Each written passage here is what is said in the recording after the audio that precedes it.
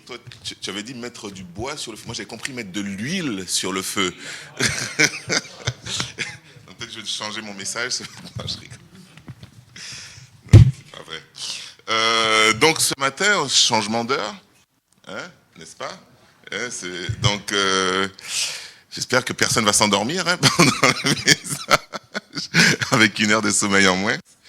Ou peut-être que ça veut dire que j'ai une heure de message en plus. Hein, si on reste sur l'heure de hier, non, je rigole. Non. Rassurez-vous. Hein, au moins, je ne vais pas être plus long que d'habitude. Je vais essayer.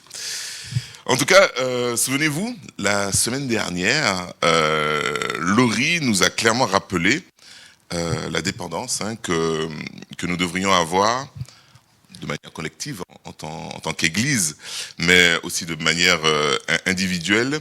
Donc la dépendance que nous devrions avoir en tant que chrétiens à l'égard d'un seul et même esprit, à savoir le Saint-Esprit.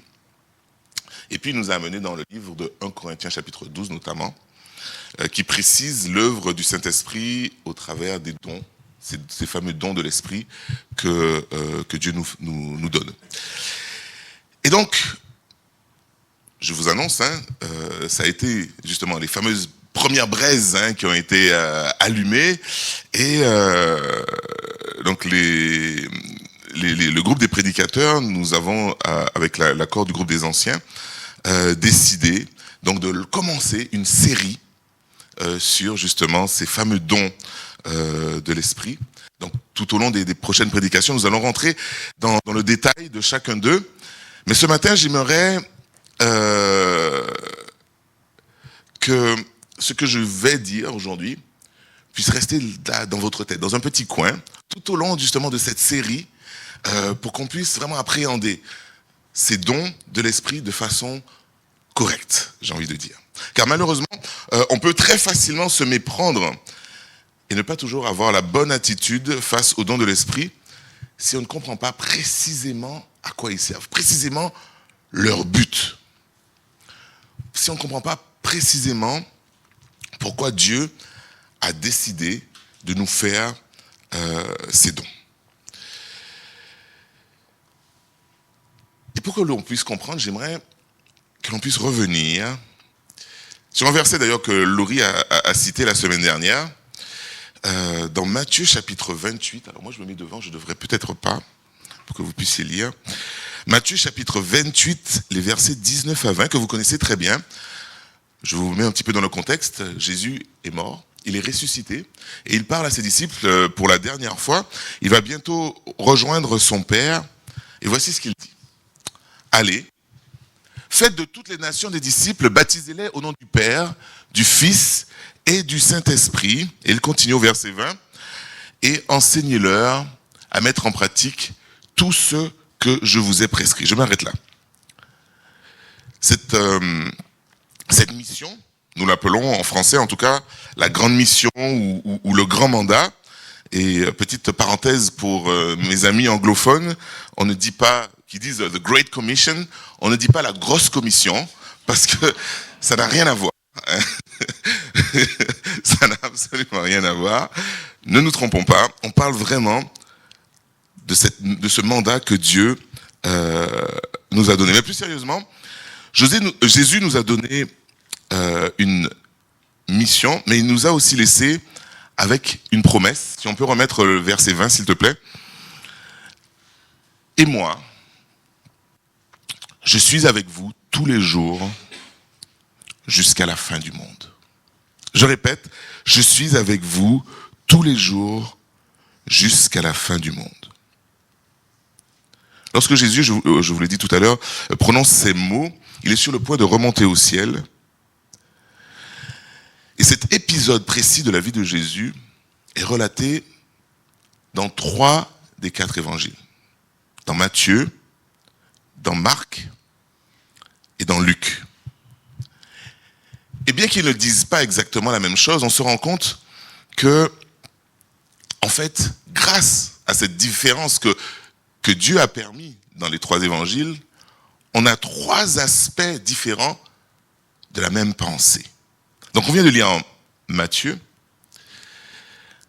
Et on va aller maintenant dans Luc, chapitre 24, au verset 49, qui nous permet de comprendre comment Dieu comptait accomplir concrètement cette promesse. Je serai avec vous, jusqu'à la fin. Voici ce que dit Luc, chapitre 24. Et voici, j'enverrai sur vous ce que mon Père a promis. Quant à vous, restez dans la ville de Jérusalem jusqu'à ce que vous soyez revêtus de la puissance d'en haut. Donc c'est clair ici. On comprend que Dieu, pour accomplir cette mission, va comme nous revêtir de sa puissance. C'est comme ça qu'il sera avec nous jusqu'à la fin. Dieu sera avec nous par la puissance d'en haut, je cite le passage. Mais on pourrait se demander, qu'est-ce que cette puissance d'en haut?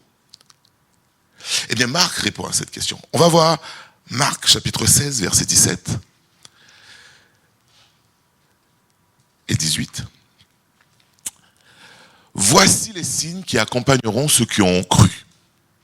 Je vous rappelle que tous ces passages sont relatés par les trois évangélistes, mais c'est le même moment. Voici les signes qui accompagneront ceux qui auront cru. En mon nom, ils pourront chasser des démons, parler de nouvelles langues, attraper des serpents. S'ils boivent un breuvage mortel, celui-ci ne leur fera aucun mal. Ils poseront les mains sur des malades et ceux-ci seront guéris. C'est extraordinaire, n'est-ce pas? Alors je ne vais pas entrer dans les détails concernant les serpents, les poisons, mais ce que je voudrais qu'on retienne, en tout cas de ce passage, c'est que la puissance de Dieu, cette fameuse puissance qu'il va nous laisser, qu'il nous laisse, va aussi se manifester par des miracles et des choses extraordinaires.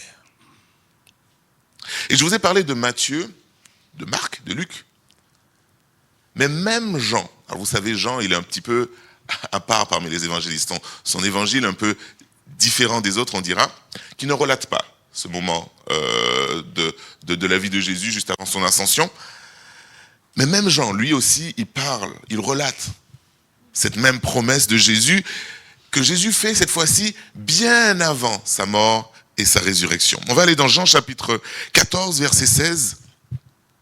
Et c'est Jésus qui parle, il dit, « Quant à moi, je prierai le Père, et il vous donnera un autre défenseur, afin qu'il reste éternellement avec vous. L'esprit de vérité que le monde ne peut pas accepter, parce qu'il ne le voit pas, il ne le connaît pas. Vous le connaissez, car il reste avec vous, et il sera en vous. » On sait tous que le jour de l'accomplissement de cette promesse, à savoir la Pentecôte, les disciples de Jésus, et tous ceux qui étaient avec eux, ont compris clairement que ce n'était pas une promesse en l'air, que c'était une réalité. Et dans leur cœur, ils ont compris, et j'espère que c'est ce que nous comprenons aussi, qu'ils ne seraient jamais seuls, plus jamais seuls, parce qu'ils seraient accompagnés de cet Esprit de Dieu. Est-ce que quelqu'un peut dire amen à ça? C'est un petit amen, c'est pas grave. Je prends un petit amen. Ils ont compris que l'Esprit de Dieu nous permettait d'avoir accès aussi à la puissance de Dieu pour changer leur vie. Est-ce que quelqu'un peut dire amen à ça? Ok. Je prends un plus gros amen, ça va. Ils ont compris que nous aussi,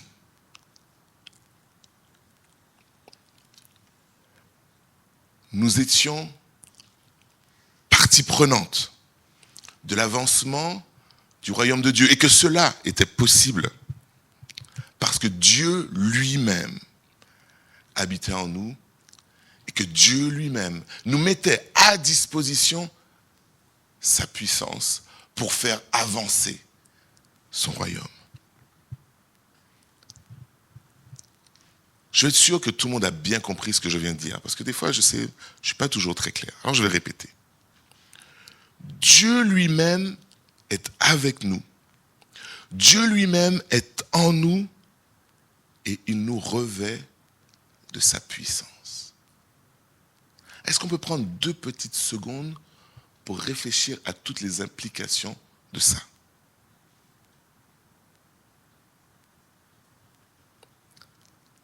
l'Esprit de Dieu qui a inspiré les Écritures.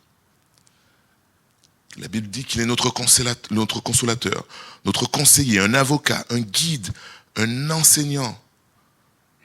Celui qui convainc nos amis, nos frères, notre famille de péché, de justice et de jugement lorsque nous leur parlons de Jésus. Cet esprit-là habite en toi, il habite en moi, dans tous les croyants.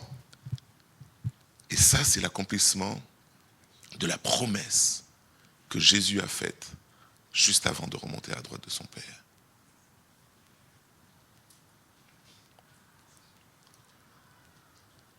Donc ce que l'on comprend ici,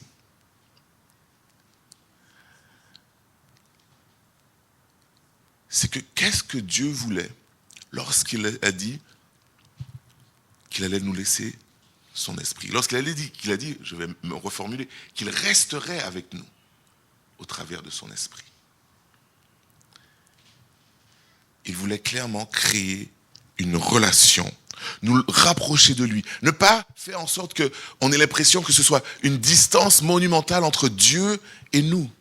Il est là, juste ici. Et l'image que j'ai eue, c'est celle d'un pont.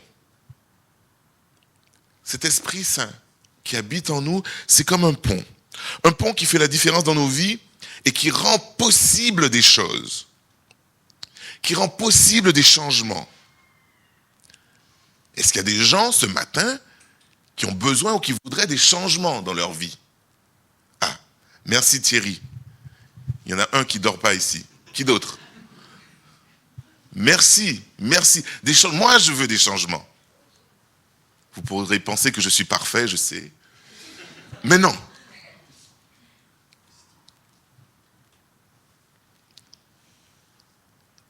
Et la vérité, c'est que les changements sont possibles grâce à cet Esprit de Dieu qui habite en nous. Et donc, je vous ai cette image du pont qui nous permet de passer des « je veux » et pas « cheveux », hein, « je veux » à « je peux ». Parce que n'oublions jamais que nous sommes esclaves du péché. La Bible nous le répète tout le temps. Et on peut avoir des « je veux » toute notre vie. Mais c'est l'Esprit qui transforme ça en une réalité. Un pont qui nous permet de passer de l'orgueil à l'humilité. Car il nous rappelle qu'en fait c'est Dieu qui agit en nous. C'est lui qui nous transforme. Ce n'est pas notre propre force. Non par force, ni par puissance, mais par l'Esprit de Dieu, nous rappelle la Bible.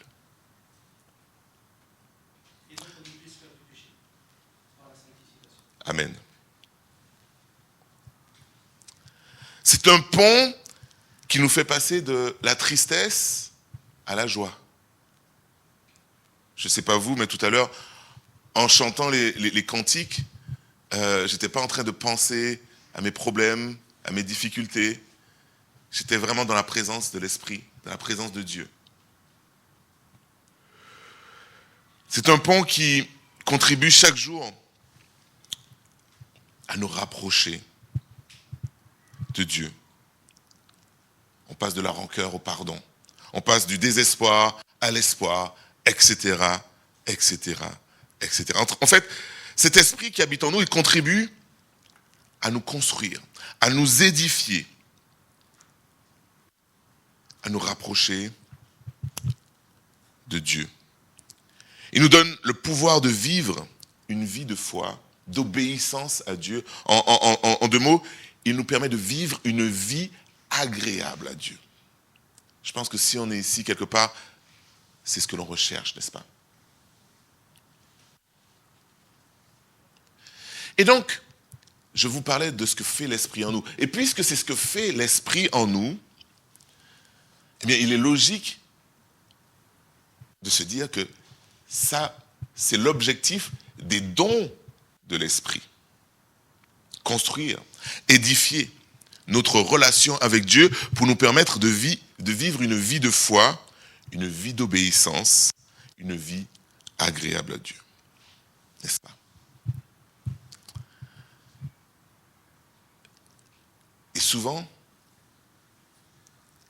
Paul le dit, et Paul dans tout Corinthiens, il en parle, il essaie de remettre un peu d'ordre, on va voir ça tout à l'heure, mais il essaie de remettre un petit peu d'ordre dans les gens qui aspirent vraiment beaucoup aux dons spirituels, et c'est une très bonne chose. Mais je ne serais pas moi si je ne jetais pas un petit pavé dans la mare. Excusez-moi. Tu peux parler, toi, Thierry, de pavé dans la mare. Toi, tu es un spécialiste pour ça aussi. Hein. Parce qu'effectivement, l'Esprit fait ceci en nous. Et les dons de l'Esprit, donc, sont là pour, je rappelle, construire, édifier notre relation avec Dieu, nous permettre de vivre une foi, une vie d'obéissance à Dieu, une vie agréable. C'est ce que les dons de l'Esprit sont là pour ça. Mais je me suis posé la question en préparant ce message, est-ce que la maladie, les souffrances, les épreuves ne peuvent pas, elles aussi, construire, édifier notre relation avec Dieu, nous permettre de vivre une vie de foi, d'obéissance et une vie agréable à Dieu? Et même parfois, c'est très efficace, ce chemin-là,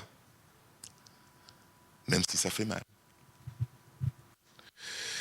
Et là, vous dites, Hervé, c'est pas vraiment ce qu'on avait envie d'entendre aujourd'hui. Hein. Tu commençais bien, les dons de l'Esprit Saint, ouh, c'est génial. Et là, tu nous parles de la maladie, des trucs comme ça, mais tu plombes l'ambiance un peu. Je suis vraiment désolé, mais c'est la réalité. Et là où je veux en venir, pourquoi je dis ça? Parce que ce qui est important de comprendre lorsqu'on parle des dons de l'Esprit, c'est ce qu'on va faire pendant plusieurs semaines.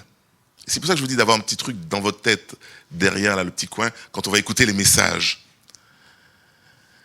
C'est que les dons de l'Esprit sont là pour l'édification de l'Église, à savoir notre édification, puisque nous sommes l'Église.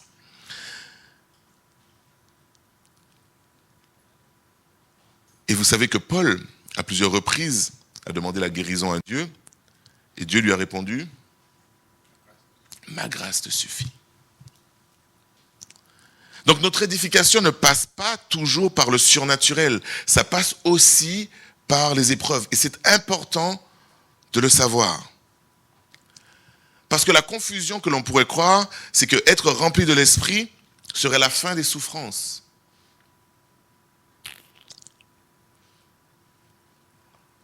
Juste après avoir encouragé à pratiquer les dons de l'Esprit, Pierre, on va lire en Pierre chapitre 4 verset 12, voici ce qu'il dit. Il vient juste de citer des dons de l'Esprit et il dit, mes bien-aimés, ne soyez pas surpris de la fournaise qui sévit parmi vous pour vous éprouver comme s'il vous arrivait quelque chose d'étrange. Réjouissez-vous au contraire. Je peux avoir l'autre verset. Je vais le lire ici. Réjouissez-vous au contraire de la part que vous prenez aux souffrances de Christ, afin d'être aussi dans la joie et dans l'allégresse lorsque sa gloire sera dévoilée. Eh oui, eh oui. Il faut bien comprendre à quoi servent les dons de l'Esprit. Ils servent à construire et à édifier l'Église. Ils servent à ce que la gloire de Dieu soit vue au travers des membres de l'Église, au travers de l'Église dans son ensemble. Et c'est un outil que Dieu utilise pour nous faire grandir et pour nous rendre plus proches de lui.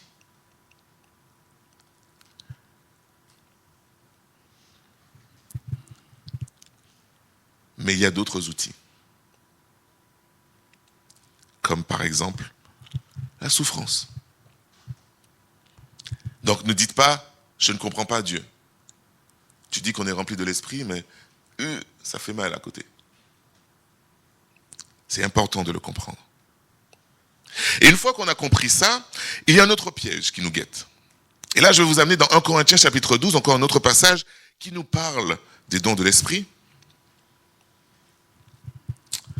Et c'est Paul qui est là, Il pose des questions. Il dit, tous sont-ils apôtres, ou tous sont-ils prophètes, ou tous sont-ils enseignants, pardon, ou tous font-ils des miracles, ou tous ont-ils des dons de guérison, tous parlent-ils en langue, ou tous interprètent-ils? Qu'est-ce qu'il veut dire par là? Il veut dire que il y a toute cette diversité de dons, et tout le monde ne peut pas avoir le même don. Et on parle dans la Bible. Alors, j'ai cherché un peu et j'ai trouvé plusieurs listes. Alors, il y en a qui disent qu'il y en a 7, il y en a qui disent qu'il y en a 9, il y en a qui disent qu'il y en a 12, il y en a qui disent même qu'il y en a plus. Enfin, peu importe, on ne va pas rentrer dans ce débat-là ce matin. Mais moi, ce que j'ai trouvé très intéressant, c'est dans le passage qu'on vient de lire, c'est le choix des dons que Paul cite. Ça a attiré mon attention parce que je ne crois pas qu'il les ait choisis au hasard. Parce que ce sont les dons que les gens, en général, ils aspirent plus à ces dons. On va les revoir. Parce qu'ils citent des dons qui sont particulièrement bien en vue, on va dire, qui vont amener les gens vers les projecteurs. Ils parlent de miracles, de guérison, de parler en langue et d'interprétation des langues. Je ne veux pas minimiser ces dons. Ce sont des dons super importants.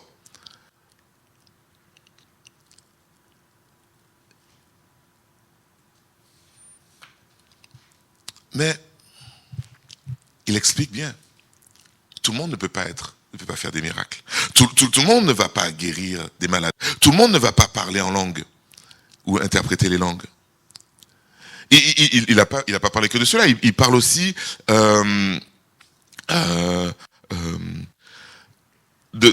don de prophète et d'enseignant, d'apôtre. Tout le monde ne sera pas pasteur. Tout le monde ne sera pas enseignant. Tout le monde ne va pas se mettre derrière ce pupitre pour prêcher aux autres. Pourtant, pourquoi il cite ces passages? Je pense que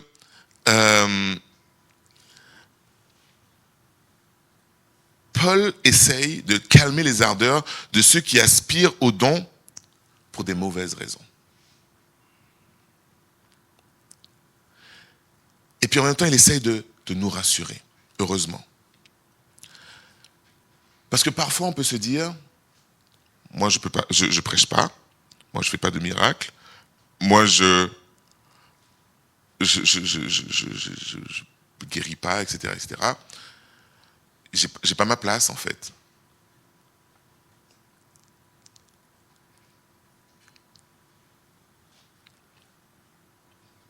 Mais il y a une telle diversité de dons que tout le monde, je crois, peut se reconnaître dans au moins l'un d'entre eux. Et ça, on le verra au travers de cette série où on reviendra sur les dons de l'esprit. Et je vous encourage à rester ouvert à l'Esprit de Dieu qui vous montrera où est votre place.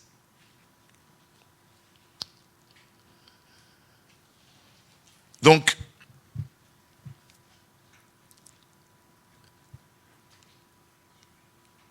restons attentifs à ce que Dieu veut nous dire. Il n'y a pas, un petit peu comme dans le sport, vous savez, les dons des titulaires et puis les dons des remplaçants.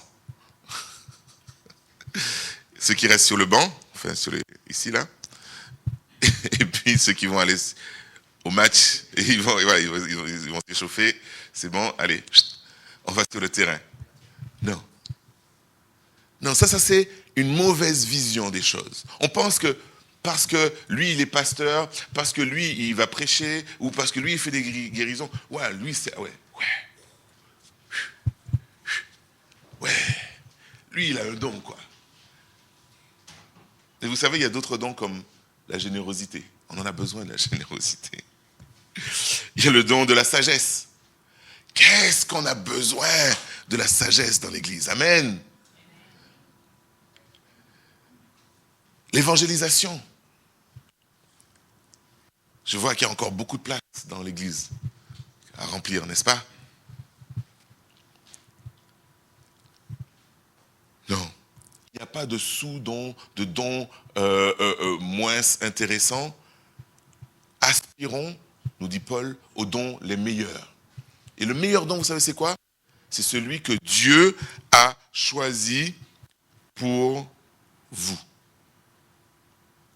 Et je le dis bien dans ce sens-là. Celui que Dieu a choisi pour vous. Pas celui que vous avez choisi pour Dieu. Vous voyez la différence? Parce que parfois on dit, Dieu, moi je veux être pasteur. Ou Dieu, moi je veux être ça. Ou je veux être ceci. Pourquoi? Est-ce que c'est Dieu qui t'a appelé à ça ou c'est toi qui veux prendre ça? Non. Restons attentifs à ce que l'Esprit veut nous dire et à la place que Dieu veut nous donner. Aspirez aux dons les meilleurs. Mais n'oublions pas que c'est Dieu qui décide. Alors, Dieu nous a donné son esprit. C'est ce que j'ai dit tout à l'heure. Et j'aimerais que ce matin, on puisse se rendre compte à quel point c'est un cadeau incroyable.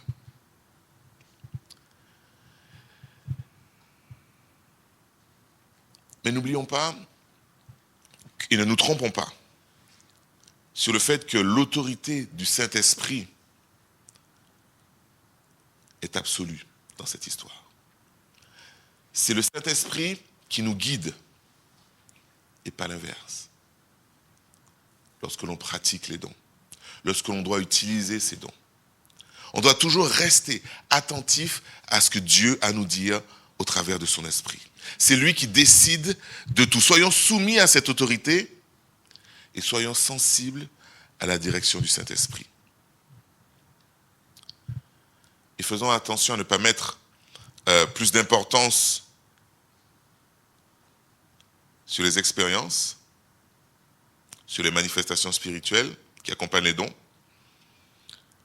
plutôt que sur notre relation avec Dieu.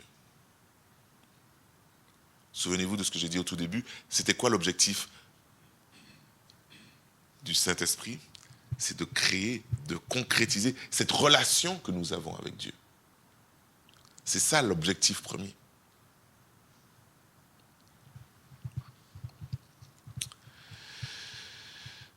Alors, parce que si on ne comprend pas ça dans l'Église, le risque, c'est la confusion, c'est le désordre.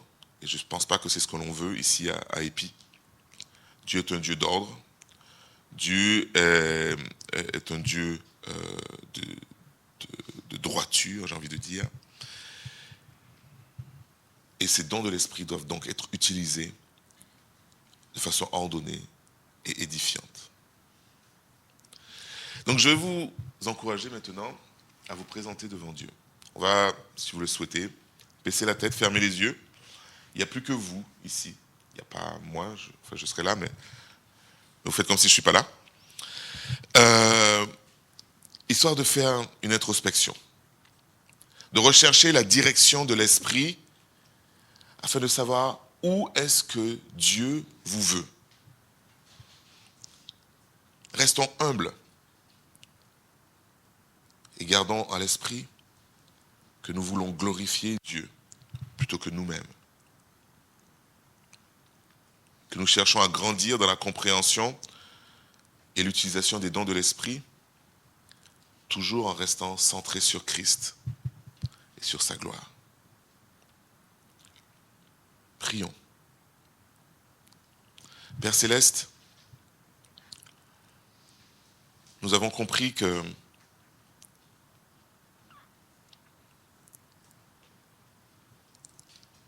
ce que tu nous donnes, Seigneur, ta présence en nous, ta puissance en nous, et avant tout, pour nous faire grandir. Et avant tout, pour nous faire avancer en tant qu'individu, en tant qu'Église.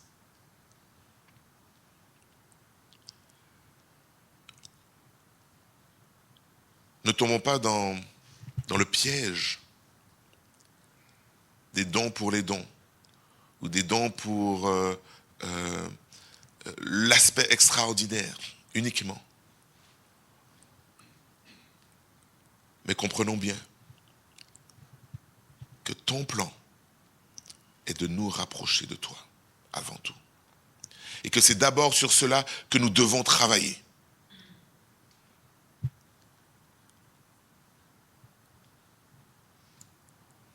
Notre relation avec toi. Rien ne va se passer si nous ne travaillons pas d'abord sur notre relation avec toi, Seigneur. C'est la raison d'être de l'Esprit en nous.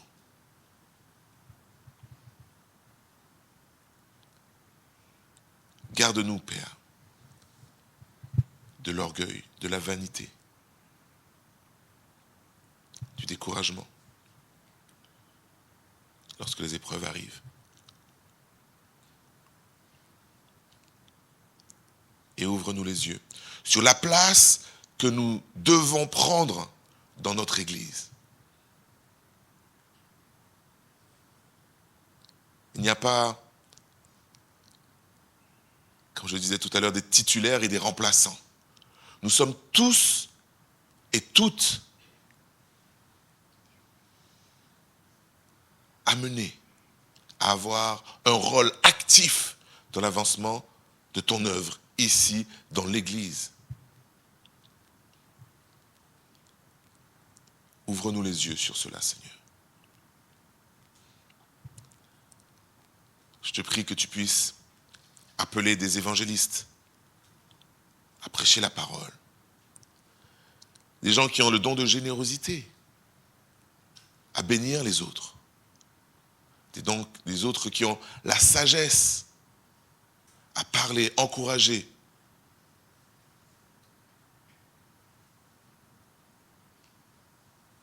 Ceux qui ont le don du service, à être une bénédiction aussi.